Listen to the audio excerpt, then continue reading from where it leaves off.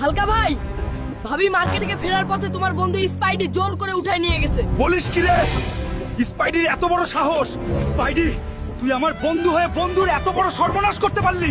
হালকা ভাই, স্পাইডিকে দেখলাম তোমার বউকে নিয়ে ওর বাড়ির দিকে যাচ্ছে। শালা স্পাইডি, আজকে যে তুই বেইমানিটা করলি এর শাস্তি তোকে পেতেই হবে।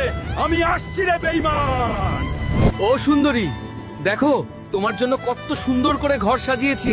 স্পাইডি, তুমি ভুলে যেও না আমি তোমার বন্ধুর বউ। আমার সাথে এটা করতে পারো না। হালকা আসার আগেই আমাকে ছেড়ে দাও, নয়তো ভালো হবে না কিন্তু। ওই গরিব হালকা আজ পর্যন্ত তোমাকে কি দিতে পেরেছে? আমি তোমাকে রানীর মতো করে রাখবো, বাড়ি গাড়ি টাকা পয়সা সব দিব। তুমি এখন ভেবে দেখো সাদিয়া, ওই গরিব হালকার সঙ্গেই থাকবে নাকি আমার কাছে রাজরানী হয়ে থাকবে, সিদ্ধান্ত তোমার। আরে বেইমান স্পাইডি, আজকে তোকে আমার হাত থেকে কেউ বাঁচাতে পারবে না। স্পাইডি রে, আজকে তোর এমন অবস্থা করব, অন্যের বউ কেন নিজের বউয়ের দিকে তাকাতেও ভয় পাবি রে বেইমান।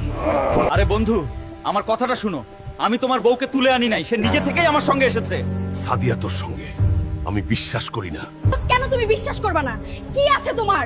না আছে বাড়ি, না আছে গাড়ি, না আছে টাকা পয়সা। কি কারণে তোমার সঙ্গে থাকবো আমি? সাদিয়া, তুমি আমার সঙ্গে এমনটা করতে পারো না। কি না করেছি তোমার জন্য।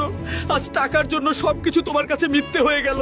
জীবনটাকে ভালোভাবে উপভোগ করার জন্য টাকাই সব। তাই আমি সিদ্ধান্ত নিয়েছি আজ থেকে স্পাইডির সঙ্গেই থাকবো। তুমি চলে যাও।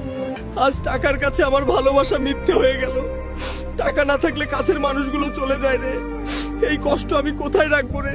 বন্ধুরা, তোমাদের কাছে কোনটা বেশি মূল্যবান, টাকা নাকি ভালোবাসা? এখনই কমেন্ট করে জানাও। লাইক সাবস্ক্রাইব করতে ভুলো না কিন্তু।